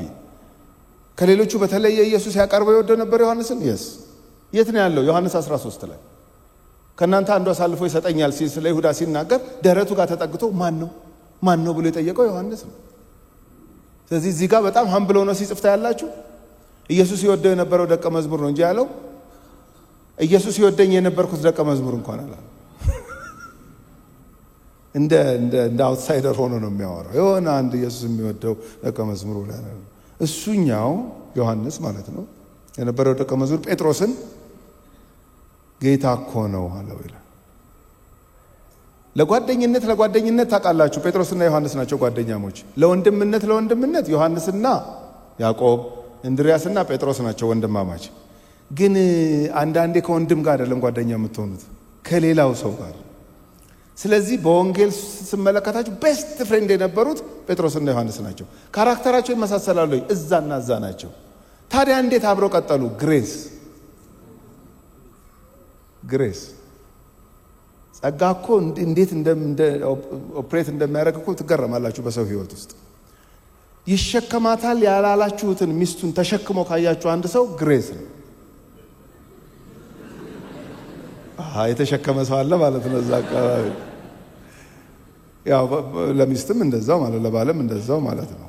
ለልጅም ኦፍ ኮርስ ለሥራ ባልደረባም አብረን ስናገለግልም ማለት ነው። ዮሐንስ ለጴጥሮስ ሸክም አይሆንበትም፣ ጴጥሮስ ለዮሐንስ ሸክም አይሆንበትም። በጣም ቤስት ጓደኛሞች ናቸው። ከሁሉም ለይቶ ከሰባቱ ማለት ነው እንግዲህ ለይቶ ዮሐንስ አወቀው። እንግዲህ በቃ አወቀ። እንዴት እንዳወቀ እኔ አላቅም። እንግዲህ ጴጥሮስን ጥር ፒት አለው። አውቀዋል? ምኑን? ይሄ አሳ ባሳ ያረጋል። አሮን ነው ያላቆም በእናትን እየጎተትኩ ነው 100 ምናምን አሳ አትቀልዳለህ እንዴ? ቆይ እንዴ አሳ ባሳ ያረጋህን ብታውቅ አይሻልህም እንዴ? ከአሳዎቹ እንትን ይልቅ ማን ነው ሲለው ጌታ እኮ ነው አለው። አላለም እንደዚህ እዚህ ጋር ግን እንዴት እንዲህ ይላል ብለህ ታስባለህ ካላችሁ እዚህ ይመጣል ብሎ አይጠብቅም። ከመጣም ጴጥሮስን ማጅራቱን ይዞ አንተ ይሄ 6 ሰው ያስክ የምትሄደውን ነገር ትተዋለህ አትተውም የሚለው ጆሮውን የሚቆንጥጠው ነው እንጂ የሚመስለው እንዴት እንደዚህ አይነት ግሬስ ሊያሳየው ይችላል? እውነት ግን እንዴት ጴጥሮስን አልገሰጸውም? እንዴት ጆሮውን ይዞ አንተ ታሳምጻለህ ጭራሽ ተው ያልኩህን አሳ ተመልሰ አሳ ተራ ተወስዳለህ ምን አይነት አይገባህም የሚለው ሲመስለው የሚገርም ፍቅር፣ የሚገርም ትዕግስት፣ የሚገርም ትህትና፣ የሚገርም ጸጋ ሳየው። ለምን? የወደዳቸውን እስከ መጨረሻ ወደዳቸው። የኛ እኮ የቤት ስራ ምን እንደሆነ ታውቃላችሁ? የፍቅሩን ጥልቀት ዕለት የማወቅ የቤት ስራ ነው የተሰጠ። በቃ ጳውሎስ እጸልይላችኋለሁ አለ። ለምን? ከመታወቅ ያልፋል ነገሩ በባህሪው ራሱ የጌታ ፍቅር ከመታወቅ ያልፋል። የሆነ ጨበጥኩት የምትሉት አይደለም። የተገለጠላችሁን ያክል ግን እንዲገባችሁ የጌታ ፈቃድ ነው። ግን ከመታወቅ ቢያልፍም ከፍታውን፣ ጥልቀቱን፣ ስፋቱን፣ ርዝመቱን ይህን የጌታን ፍቅር ታውቁ ዘንድ ምን አደርጋለሁ? ጸልይላችኋለሁ።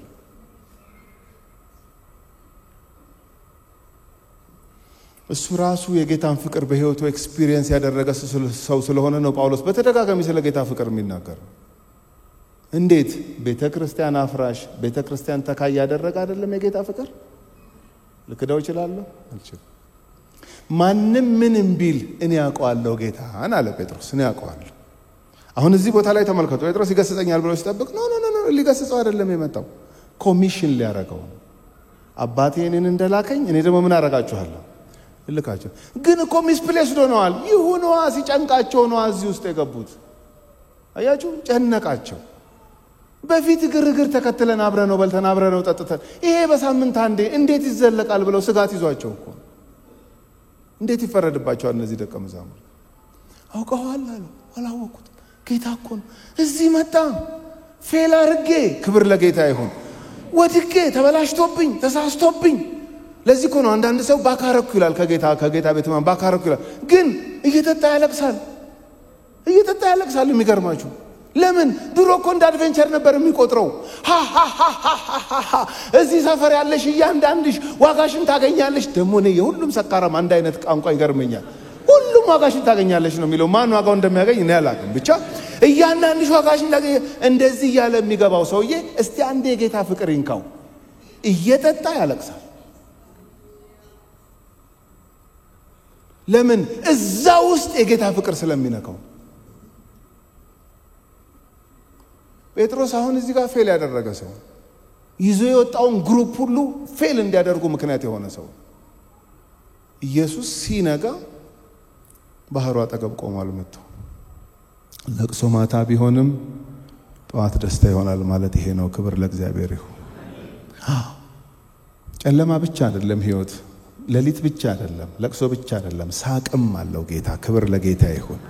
መጣ እዛ ቦታ። ከዛስ ጴጥሮስ ምን እንዳደረገ አላስችል ብሎት፣ ምክንያቱም በጣም ራቅ ብላ ስለሄደች ታንኳቸው ከሰው እኩል አብሮ ኢየሱስን ለማግኘት ፋታም አልሰጠውም። በቃ ልብሱን ደረበና ይላል፣ ራቁቱን ነበረ። ደረበና ዳይቭ ገብቶ እየዋኘ መጣና መጀመሪያ አጠገቡ ደርሶ ያዋራው ጴጥሮስ። ይኸውላችሁ ጴጥሮስ እኮ የምር ጌታን ይወዳል፣ ግን ፋስት ነው፣ አክቲቭ ሰው ነው። በቃ መዘናጋት የማይችል ሰው ነው። አሁን ራሱ እኮ በሳምንት ከሆነ የሚገለጠው እየሰራን ይገለጥ ነው እኮ ነው። አሁን እኛ ተንኮለኛ ስለሆነን ወደ ነገር እንወስደዋለን እንጂ እኮ ጴጥሮስ እኮ ሌላ ነገርም እኮ አስቦ ላይሆን ይችላል። በቃ እሺ ባለፈው መጣ፣ አዎ በሳምንቱ ቶማስን ሊያደርግ ነገር መጣ፣ አዎ በቃ በሳምንቱ ከሆነ የሚመጣው እስከዛ ድረስ ታዲያ እየሰራን አይሻልም ማለት እየሸቀልን ይምጣ እንደማለት እኮ። በነገራችን ላይ ዳግም ምጽአቱንም የምንጠብቀው እየሰራን ነው። ይሄን እንድታውቁ። ሁለቱ ሲፈጩ ነው የሚለው፣ ሲያርሱ ነው የሚለው አይደለም እንዴ? እየሰራን ነው የሚመጣው። ያን ያህል እንደው ክፉም ነገር እንደሰራ እንዳናስብ ማለት ነው። ከዛ ራሱን ወደ ባህር ጣለ ይላል ቁጥር 7 መጨረሻ። ቁጥር 8 ሌሎቹ ደቀ መዛሙርቱ ግን ከምድር 200 ክንድ ያህል እንጂ እጅግ አራቁም ነበርና አሳ የሞላውን መረብ እየሳቡ በጀልባ መጡ። ቁጥር 9 ወደ ምድርም በወጡ ጊዜ ፍምና አሳ በላዩ ተቀምጦ እንጀራም አዩ። ፍም ለጴጥሮስ ከባድ የፍም ፎቢያ አለበት ጴጥሮስ። ለምን? ቀያፋ ግቢ ፍምም እየሞቀ ነው የካደው ጌታ ኢየሱስ። ልክ አሁን አስቡት። አሁን እንግዲህ ኢየሱስ መጥቷል፣ አሳባሳ ሆነዋል፣ መረቡ መጥቷል ምናምን ልክ ከኢየሱስ ጋር ሊያወራ ምናምን ዞር ሲል ፍም፣ ልክ አሁን በኢየሱስ ስም እንደምንለው ማለት ነው። እነሱ ይበሉ አይበሉ አላውቅም። እንግዲህ በዛን ጊዜ ፍሙን ሲያይ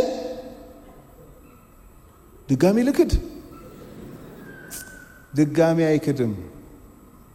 ይቺኛዋ የሪስቶሬሽን ፍም ነች። እንደገና አብረው ሊበሉ ከኢየሱስ ጋር እንደ ድሮ ሊሆን ማለት እኮ ነው። በቃ እንደ ድሮ ሊሆን ማለት ነው። ከአሳው አምጡ እንጀራ አምጡ ተብሎ ሊበሉ ሊጠጡ ነው። ለጴጥሮስ ግን ይሄ ትልቅ ፎቢያ ይዞታል ብዬ አስባለሁ። ፍምና አሳ ተቀምጦ አዩ፣ እንጀራም አዩ። ኢየሱስም አሁን ካጠመዳችሁት አሳ አምጡ አላቸው። ስምዖን ጴጥሮስም ወደ ጀልባይቱ ገብቶ 153 ታላላቅ አሶች ሞልቶ የነበረውን መረብ ወደ ምድር ጎተተ። ይህንም ያህል ብዙ ሲሆን መረቡ አልተቀደደም። 150 ሚሊዮን በጣም ብዙ አይነት ሚኒንግ ይሰጡታል። አላቅም እኔ የትኛው ሚኒንግ እንደሆነ ትክክል አላቅም። ግን የአሳ ዝርያዎች ራሱ ዝርያዎቹ 153 አይነት ናቸው በዓለም ያሉት ይባላል ይላሉ። ከዛ ከምን ጋር ያገናኙታል? ልክ በዓለም 153 አይነት ዝርያ የአሳ ዝርያ እንዳለ ሁሉ የሰውም ዝርያ በዓለም ሁሉ እንደዚሁ በተለያየ ዓለም የተበተነ ስለሆነ ይሄ ኢምፕሊኬሽኑ ለዓለም ሁሉ ወንጌልን ለዓለም ሕዝብ ሁሉ ወንጌልን ታዳርሳላችሁ ለማለት ነው ብለው ያገናኙታል። ሪሞትሊ ነው የሚገናኘው ነገሩ፣ ግን አይጎረብጠኝም። ሊሆንም ላይሆንም ይችላል። ስኖተ ቢግ ዲል ለኔ ዞሮ ግን ቁጥር 12 ኢየሱስም ኑ ምሳ ብሎ አላቸው ይላል።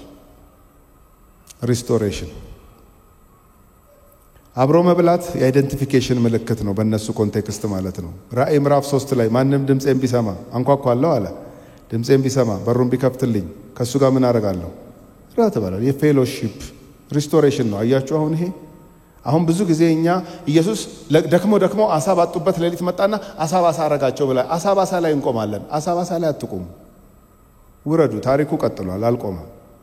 ይሄ የሪስቶሬሽን ታሪክ ነው። እንደገና የመታደስ እንደገና ህብረትን የማግኘት እንደገና የተጠሩበትን ሚሽን ጠንቅቆ የማወቅ ስራ ነው እዚህ ክፍል ላይ የተደረገው። ቁጥር 12 ከደቀ መዛሙርቱ አንድስ እንኳ አንተ ማነህ ብሎ ሊመረምረው የደፈረ አልነበረም፣ ጌታ መሆኑን አውቀው ነበርና። ክብር ለኢየሱስ ይሁን። ደስ አይልም? ፕሮግሬሲቭሊ አወቁት። የትንሣኤ ዕለት ገባን ብለው ደግሞ ትንሽ ኮንፊውዝድ ሆኑ። በዳግማ ትንሣኤ ገባን ሲሉ ደግሞ ትንሽ ኮንፊውዝድ ሆኑ። በሶስተኛው ግን ማንም አልተጠራጠረም። በቃ ይሄ ሌላ ይሆን እንዴ ምናምን ኖ አንድም ሰው ማን ነው ይሄ ብሎ መጠየቅ እስከማያስፈልገው ድረስ አወቁት። ቁጥር 13 ኢየሱስ መጣና እንጀራ አንስቶ ሰጣቸው፣ እንዲሁም አሳውን። ኢየሱስ ከሙታን ከተነሳ በኋላ ለደቀ መዛሙርቱ ሲገለጥላቸው ይህ ሶስተኛው ጊዜ ነበረ። ምን ማለት ነው?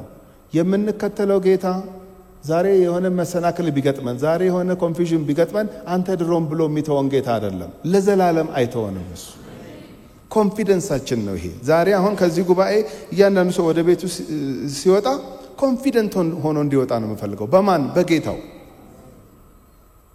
የኔ ፍቅር ሊቀያየር ይችላል፣ የኔ ኮሚትመንት ሊቀያየር ይችላል። የጌታዬ ፍቅር ግን የጸና ነው። የወደዳቸውን እስከ መጨረሻ ወደዳቸው። ይሄው ለሶስተኛ ጊዜ ተገለጠላቸው። የመጨረሻውን ፓርት ላንብብላችሁና ልጨርስ። የምርም ሪስቶሬሽን ለካስ እንደዚህ ነው ያልኩበት። ለይቶ ከሁሉም ለይቶ ጴጥሮስን ለብቻ ሊያወራው ፈለገ። ምናልባት አንዳንዶቹ ሊወቅሰው ነው አይደለም፣ ሊልከው ነው። የትንሣኤው ጌታ ከተገለጠልህ በኋላ ሊልክህ ነው የሚገለጥልህ። ክብር ለሱ ይሁን። ሊልክህ ሂድ ወንጌልን ስበክ ለማለት ማለት ነው። በቃ ሂድ፣ የቀመስከውን የዳሰስከውን ያየኸውን የምታውቀውን እሱን ለዓለም አውጅ ለማለት ነው። ለብቻ ጴጥሮስን ፈለገው። ቁጥር 15 ጀምሮ ምሳ ከበሉ በኋላም ይሄ ፈረንጆቹ ምን ይሏታል መሰላችሁ? እቺ ቴብል ቶክ ይሏታል። ቴብል ቶክ ማለት ምን መሰላችሁ? ለምሳሌ አንድ ሰው የሆነ የቢዝነስ ወሬ ሊያወራችሁ ፈልጓል፣ ግን በደረቁ ከሚሆን ምሳ እየበላን እናውራ ብሎ ይቀጥራችኋል። ከዛ ቁጭ ብላችሁ ታወራላችሁ። የሚበላው የሚጠጣው ይታዘዛል። ቀመስ እያደረጋችሁ ምናምን ሲሪየስ የቢዝነስ ወሬ ያዋራችኋል። ፕሮግራሙ ሲያልቅ፣ ስብሰባችሁ ሲያልቅ ዛሬ እንዴት ነበር ስትባሉ ምሳውን የቀረልኝ አትሉ። የቢዝነስ ዲሉ ነው ዋናው። አሁን እዚህ ጋር ይሄ የበሉት ምሳ ምናምንም አይደለም፣ አሳውም አይደለም። ትልቁ ቁም ነገር ኢየሱስና ጴጥሮስ የተነጋገሩት ኮንቨርሴሽኑ ነው ትልቁ። ማለት ሲሪየስ ቢዝነስ ነው ኢየሱስ ያዋራው ጴጥሮስን። ይሄ አሁን እኛ እጅ ላይ የገባው ወንጌል እንዴት እንደገባ ታውቃላችሁ? ዮሐንስ ወንጌል ምዕራፍ 1 መጨረሻ ላይ ኢየሱስና ጴጥሮስ ከነበራቸው ኮንቨርሴሽን የተነሳ አግሪ ባያረጉ ባይስማሙ ኖሮ መልኩ ይቀየር ነበር ማለት ነው። ስለዚህ ይሄ ቴብል ቶክ ይባላል። ምሳ እየበላን እናውራት ይችል ነገር ኦኬ እሺ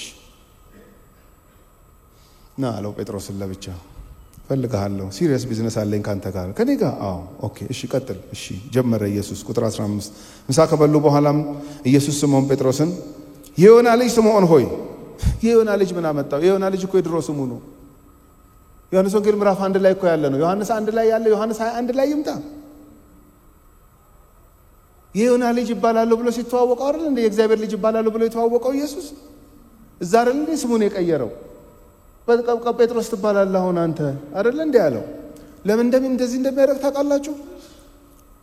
እኔ እናንተ ምን ተዋወቀው መቼ ነው? የዮና ልጅ ሆነህ ነው።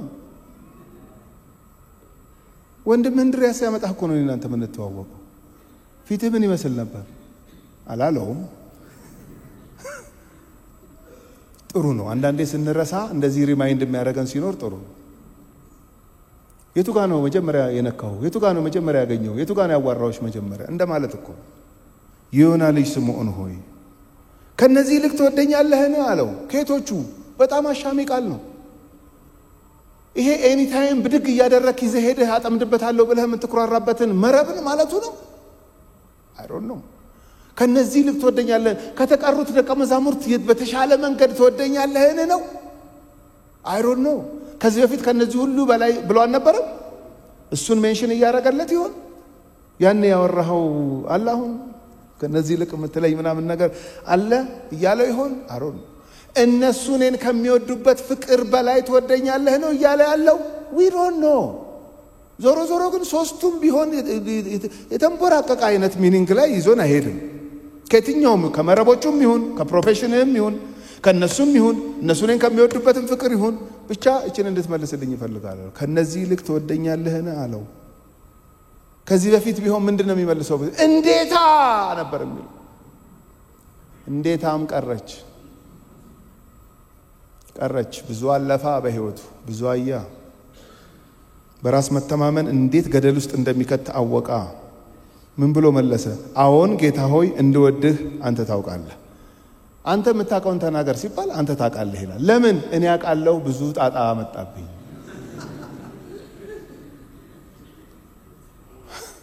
በሃርድዌይ ተማርኩ።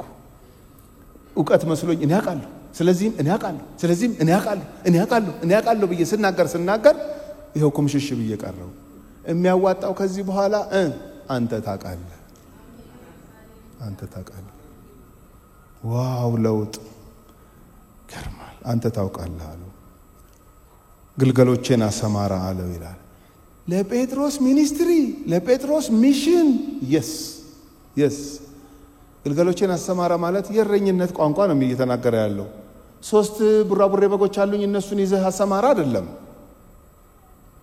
የጌታን በወንጌል የሚያድናቸው በወንጌል የሚደርሳቸውን የእግዚአብሔር ልጆች ስለ ሰው ነው እየተናገረ ያለው። እንዴት ግልገሎች መሰማራት ይችላል? ይኸውላችሁ ጌታ ኢየሱስ ለጴጥሮስ ምርጥ እረኛ ከሆነ በኋላ ነው የእረኝነት አገልግሎት የሰጠው። ክብር ለጌታ ይሁን። እረኝነትን ላንተ ዲስክራይብ አላደርግልህም። እረኝነት ማለት እረኛ ለበጎቹ እያልኩኝ በ3 ከፍዬ ላስረዳ። ምርጥ እረኛ አልሆንኩልህ ብላንተ?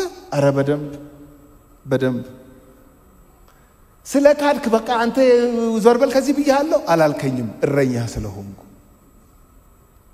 ወደ ጥብርያዶስ ሄደህ ከመዛሙርት ይዘህ ስትሄድ ተቆጥቼ ነው የመጣሁት አይደለም። እረኛ ስለሆንኩ እረኝነትን በደንብ ታውቃታለህ። አንተ ላይ ኢንቨስት ያደረኩትን አውጣት ሌላው ላይ ማለት ነው። እንደ ጌታ ዋይዝ ኢንቨስተር አላየሁም። በቃ ላንተ ያደረኩትን ኬር፣ ላንተ ያደረኩትን ጥንቃቄ፣ ላንተ ያሳየሁትን ፍቅር ግለጠው ለሕዝብ ለእግዚአብሔር ሕዝብ ማለት ነው። ሁለተኛ ጠየቀው እንደገና ቁጥር 17 ደግሞ ሁለተኛ የዮና ልጅ ስምዖን ሆይ ትወደኛለህን አለው። አዎን ጌታ ሆይ እንደወድህ አንተ ታውቃለህ። እንደዛው መለሰለት። አንተ ታውቃለህ። እኔ በእኔ ቤት ያወድሃለሁ የምለው ግን አንተ ታውቃለህ። ኦኬ ጠቦቶችን ጠብቃለሁ። ቁጥር 17 ሶስተኛ ጊዜ የዮና ልጅ ስምዖን ሆይ ትወደኛለህን አለው። ሶስተኛ ትወደኛለህን ስላለው ጴጥሮስ አዘነና ይላል። ለምንድን ነው የሚያዝነው? ልክ እንደ ፍሙ የ3 ቁጥርን ፎቢያ አለበት። እኔ አሁን እዚህ ጋር ጴጥሮስ እንዲህ ያለ ከ3 ቁጥር የሚገላግለኝ ይጥፋ። ምን ነው ተከታተለሽኝ? እቺ 3 ቁጥር እቺኛዋ 3 የሪስቶሬሽን 3 ነው። ክብር ለጌታ ይሁን። እንደገና አምላክ አይደለ ጌታ? እንደገና ሪስቶር እያደረገው አይዞ 3 ጊዜ ካድክ ማለት ያለ መጨረሻ ማለት አይደለም። ሲጨንቅህ ነው ያደረከው። ሰው ላይ ረዳህ ይችላል። እኔ ተረድቻለሁ ዶንት ወሪ። ሶስተኛ ሲጠይቀው አዘነና ደግነቱ ግን ሶስተኛም ላይ መልስ መለሰ። እያዘነም ቢሆን የገባውን ነገር ተናገረ። ተመልከቱ ምን እንደሚል። ጌታ ሆይ አንተ ሁሉን ታውቃለህ።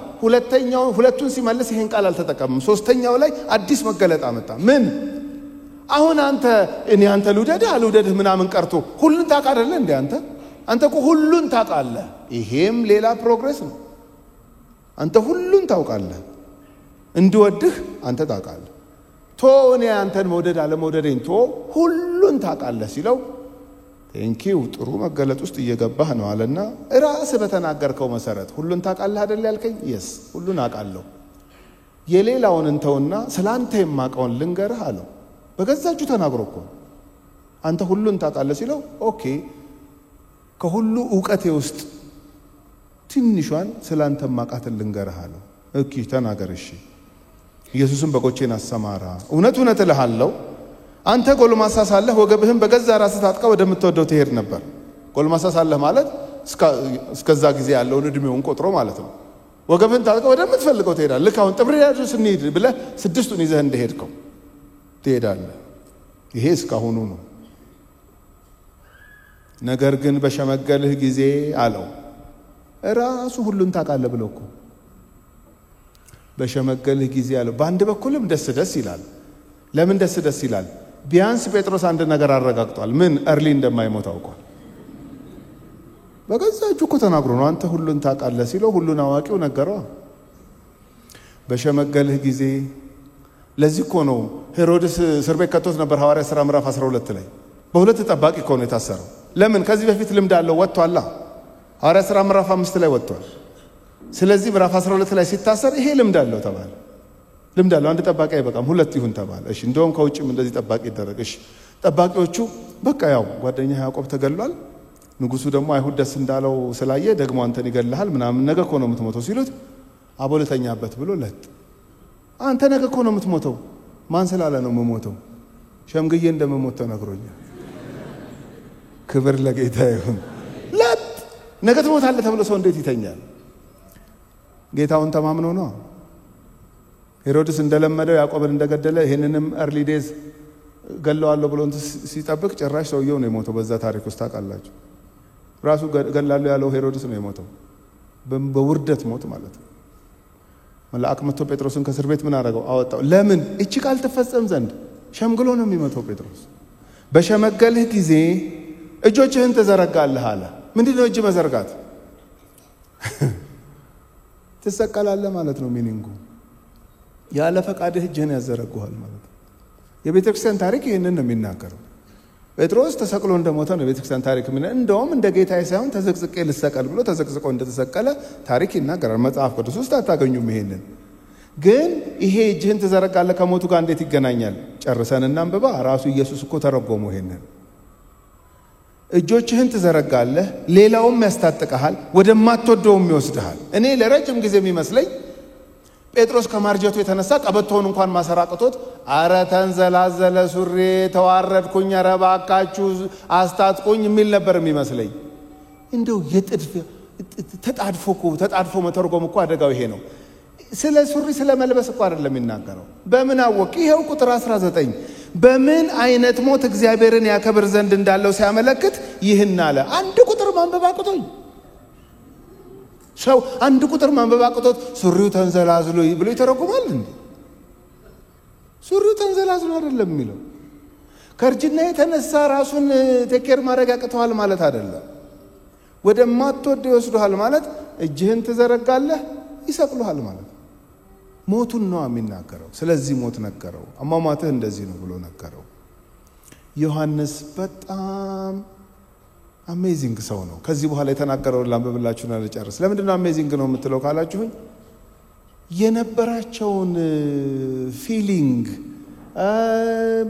የሚያስቀውንም ፈኑንም ምኑንም ነው እዚህ ጋር አሁን ሲጽፍ የምታዩት ይሄው ቁጥር 20 ጴጥሮስም ዞር ብሎ ኢየሱስ ይወደው የነበረውን ደቀ መዝሙር ሲከተለው አየ ዮሐንስን ማለት ነው የዚህ ወንጌል ጻፊ አየ እርሱም ደግሞ በእራት ጊዜ በደረቱ ተጠግቶ ጌታ ሆይ አሳልፎ የሚሰጥህ ማን ነው ያለው ነበር ዮሐንስ 13 ላይ ማለት ነው ጴጥሮስ ሆይ ምን እንደጠየቀ ተመልከቱ ቁጥር 21 ላይ በቃ ይሄንን ያነበብኩለት ምን እንዳልኩ ታውቃለህ በቃ የኛ አይነት ነበሩ አልኩ በቃ የኔና የጓደኞቼ አይነት ናቸው አልኩኝ በቃ እነ ዮሐንስ እና ጴጥሮስ እንዲሁ ዩኒክ የሆነ ቅዱስ ልዩ ምናምን ኖ እንደኛው ነበሩ በምን አወቅ ይሄው ጴጥሮስ እኔ በልበል የሚለኝን ሲል አየሁት ጴጥሮስ ምን አረገ ጴጥሮስ ይሄው ጴጥሮስም ይህን አይቶ ኢየሱስን ጌታ ሆይ አለ ይህስ እንዴት ይሆናል አለው ምን ማለት ነው ዮሐንስ ተጠግቶ ከኢየሱስ ጋር ሲሄድ አየና የኔ መጨረሻ ታውቋል የዚህ ሳል ታዲያኛ አይነት አይደሉም እነዚህ ናቸው እንጂ እኛ ኮነን የተሰቃየ ነው የሆነ ልዩ ፍጥረት አርገናቸው የኛው አይነት ናቸው አሁን እኛ ማትሪክስ ሲወጣ የኛን ብቻ አይተን ወደ ቤት ሄድ ነው አይደለም ከፊት የምትቀመጠው ስንት አመጣች ይሄ ከኋላ ቸካዩ ልጅ ስንት አመጣ እንዴ ያንተን ብቻ ሰምተ ወደ ቤት ሄድ ካላምንም ኪዩሪዮሲቲ ነበራቸው እነሱም ልክኛው አይነት ናቸው ተመል ይሄን ማን ነው ያጋለጠው ዮሐንስ ስለማን ስለ ፍሬንዱ ስለ ጴጥሮስ ማይ ፍሬንድ ምን እንዳረገ ታውቃለህ ነው እኮ ያለ ያለው ምን አረገ ኢየሱስ መጨረሻ ሲነገረው የኔ ከነከነው ከሱ ጥያቄ ደግሞ ይገርመኝ የኢየሱስ መልስ ምን ብሎ መለሰለት ይሄው የመለሰለትን ኢየሱስም እስከመጣ ድረስ ይኖር ዘንድ በወድስ ምን አግዶ አዲሱ ትርጉም ምን አገባህ ነው የሚለው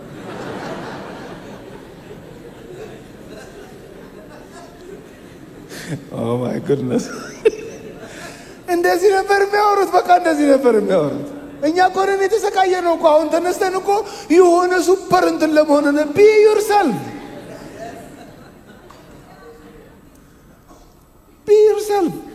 ከተተራተርሽ ከፈራሽ ከደነገጥሽ ንገሪው ለጌታ ለእነ ጴጥሮስ እንደተገለጥክ ድጋሚ ተገለጥልኝ ነው የሚባል እባክህና በቃ ሌላም ጸሎት የለኝ የጸሎቴ መጀመሪያ መጨረሻ መሐሉም አንተ ነህ አንተ ነህ የምታስፈልገኝ ይሄው እንደዚህ አይደለ አንድ ላይ ያደረካቸው እነሱ ፕሊስ እኛ ቤት ና ነው የሚባለው በቃ አንድ ሰው እኮ ይሄን አንብቦ ሲጨርስ ዋው እንደዚህ ነበር ትሪት የሚያደርጋቸው ተስፋ አለኝ ዛሬ ሁሉም ሰው ተስፋ አለኝ ብሎ ወደ ቤት እንዲሄድ ነው የምፈልገው በቃ ተስፋ አለኝ ክብር ለጌታ ተስፋ አለኝ በቃ ተስፋ አለኝ ነገሮች እንዳሰብኩት ባይሄዱ ጥያቄ በጥያቄ ቢሆን ምን ቢሆን ተስፋ አለኝ እነዚህ ደቀ መዛሙርት በዚህ መንገድ ትሪት ያደረገ ጌታ ነው የኔም ጌታ አለልኝ እሱ ያ ምን አግዶህ አለው አንተ ተከተለኝ your business is መከተል አለው በቃ ተከተለኝ መጀመሪያ ስንገናኝ ምንድነው ያልኩ ተከተለኝ ልንለያይም ስልል አልቀየርኩትም ተከተለኝ በቃ የእንትና አማማት እንዴ ነው የእንትና አማማት እንዴ ነው no business your business is መከተል your business is መመስከር ማገልገል የተሰጠህን ኮሚሽን መወጣት በቃ ይሄ ነው አለ ቁጥር 23 ስለዚህ ያ ደቀ መዝሙር አይሞትም የሚለው ይህ ነገር ወደ ወንድሞች ወጣ ሌላ ፕሮብሌም ደግሞ ሌሎቹ ደቀ መዛሙርት ጋር የሁለት ሰው ታወቀ የሚል ተገኘ ደግሞ እዛ መካከል የማንና የማ የዚሱ ምንድነው ሸምግሎ ነው የሚሞተው የዚሱስ ቁልጬ ነው ማለት አይሞትም አላለም እኮ ኢየሱስ በወድስ ነው እኮ ያለው ያያችሁ እንዲህ ነበሩ አሁን እኛ እንደዚህ እናስባቸዋለን ደቀ መዛሙርት በጣም ስትሪክት በጣም ሲሪየስ በጣም ምናምን ነገር ነው የሚመስሉን አይደለም እንደኛው እንደዚህ ኮንፊውዝድ ይሆኑ ነበር